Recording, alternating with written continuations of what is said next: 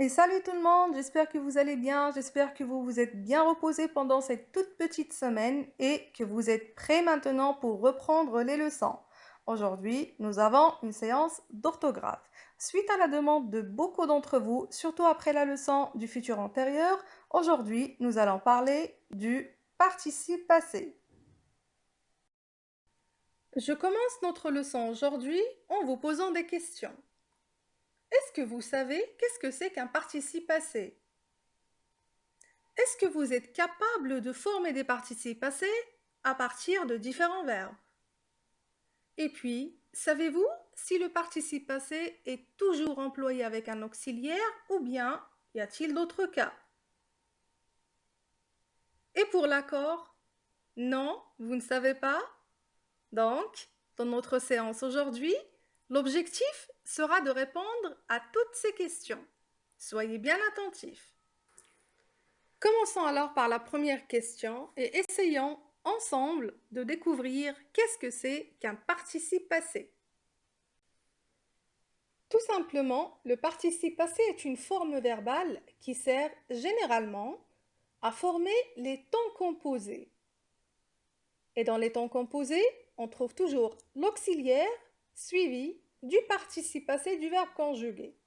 Exemple de quelques temps composés, nous avons le passé composé. Exemple, le lion a dévoré sa proie. Futur antérieur, mes parents seront rentrés dans une heure. Plus que parfait, elle avait mis sa plus belle robe. Donc, si vous remarquez, les participes passés dans les temps composés sont toujours placés après les auxiliaires.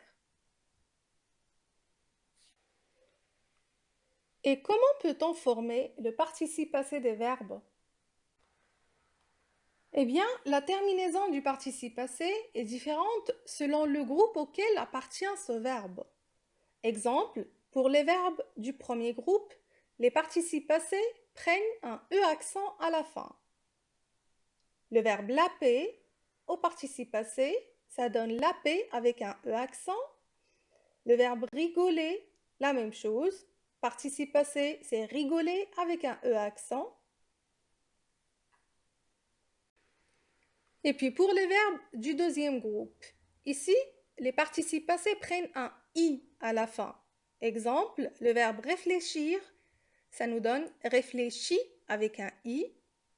Le verbe applaudir, la même chose, applaudi avec un I. Arrivons maintenant au verbe du troisième groupe. Alors là, la formation des participes passés des verbes du troisième groupe est irrégulière. Il n'y a pas de règle. Les terminaisons sont nombreuses et pas toujours repérables. Il faut donc apprendre. Nous avons en français des participes passés qui prennent un T à la fin, comme pour le verbe faire, qui donne fait avec un T, le verbe dire, dit avec un T aussi, et puis des participes passés qui prennent un S à la fin, comme prendre, pris, mettre, mis, les deux prennent un S à la fin. Nous avons aussi eu, voir, vu, et puis attendre, attendu, et les deux prennent un U à la fin. Nous avons des participes passés qui prennent un I à la fin, comme les verbes du deuxième groupe, mais ils sont des verbes du troisième, tels que le verbe partir, parti, dormir, dormi. Des participes passés aussi qui prennent R à la fin, comme ouvrir, ouvert, offrir, offert. Et puis, nous avons aussi des participes passés qui prennent un E accent à la fin, tout comme les verbes du premier groupe, mais il reste bien sûr des verbes du troisième groupe, tels que le verbe aller, ça nous donne aller comme participe passé, et puis le verbe naître, né. Allons voir maintenant, est-ce que le participe passé est toujours employé avec un auxiliaire? La réponse est non.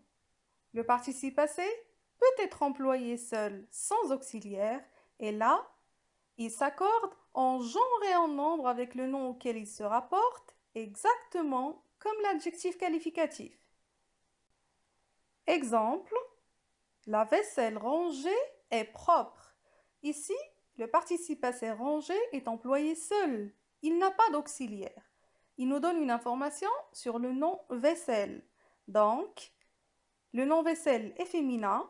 Le participe passé, tout comme l'adjectif qualificatif, va s'accorder avec ce nom et il va prendre la marque du féminin. On écrit le E à la fin. Un autre exemple, ses cheveux coiffés sont très beaux. Alors là, le participe passé coiffé est employé seul, sans auxiliaire. Il nous donne une information sur le nom cheveux. Et vu que le nom cheveux est un nom masculin pluriel, donc le participe passé va s'accorder tout comme l'adjectif qualificatif et il prend la marque du pluriel. On écrit le S à la fin. Alors ça, c'était pour l'accord du participe passé employé seul.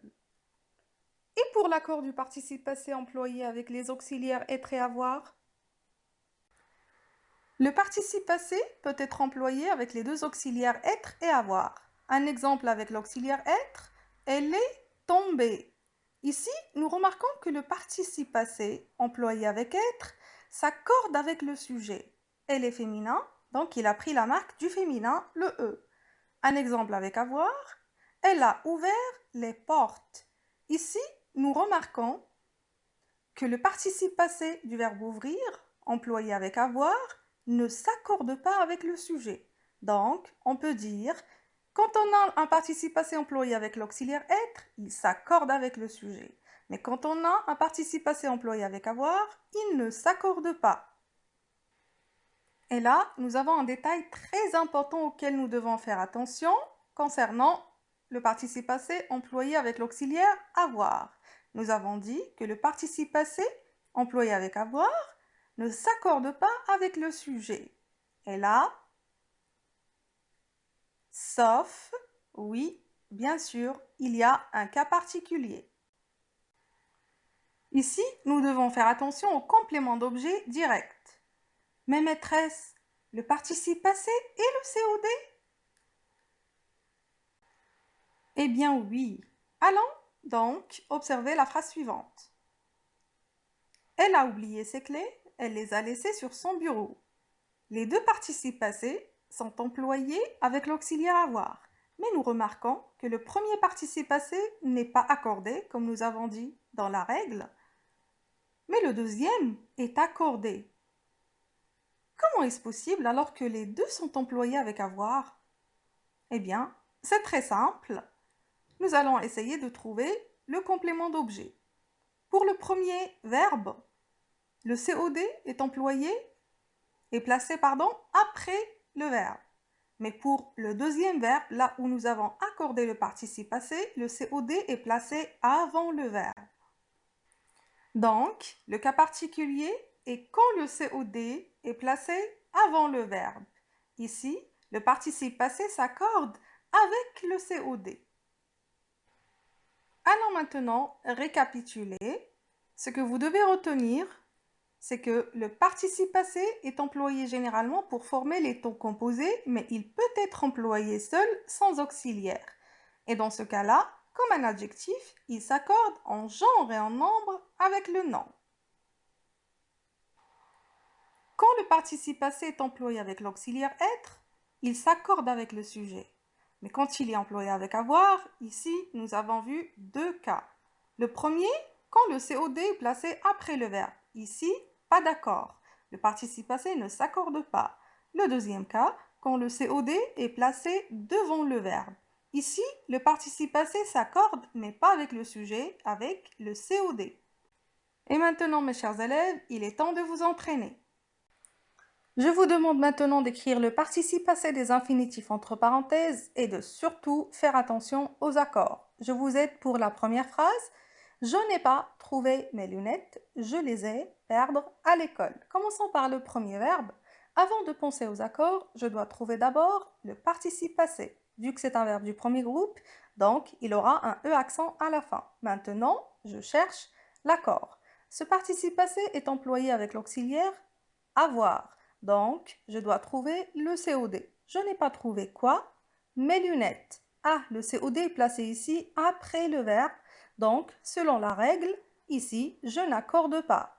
Passons maintenant au verbe perdre. La même chose, ici, je dois trouver le participe passé, c'est perdu, et puis je me mets à la recherche de l'accord. La même chose, il est employé avec l'auxiliaire avoir. Il est où le COD? Il est là, il est placé avant le verbe, donc je dois accorder avec le COD. Les remplace les lunettes, c'est un nom féminin pluriel, donc j'ajoute ES. Vous devez faire la même chose avec les autres phrases. Réfléchissez bien et pensez aux accords, cherchez les auxiliaires. Maintenant, je vous donne quelques secondes pour trouver les réponses.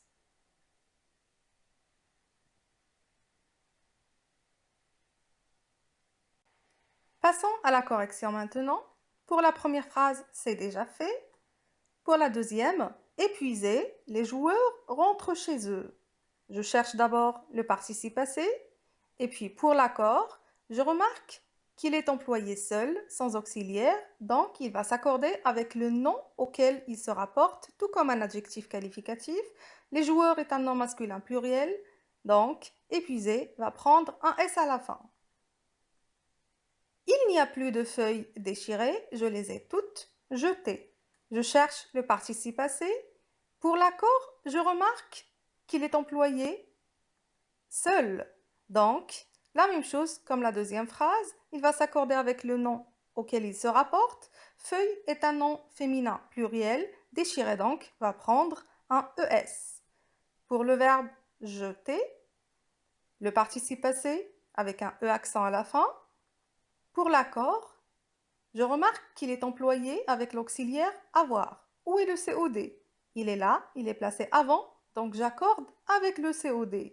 Les, ça remplace les feuilles, donc féminin pluriel, ES à la fin. Les géants sont le verbe venir dans la forêt. Le participe passé, c'est venu avec un U.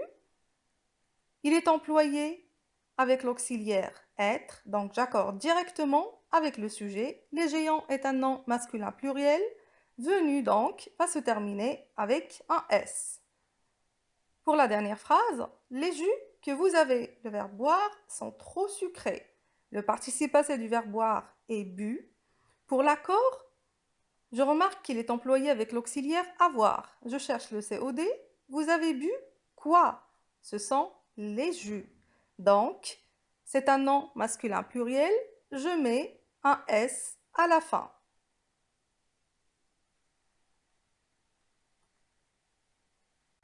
Et voilà, n'oubliez pas de corriger vos fautes. Prenez bien soin de vous et à très bientôt.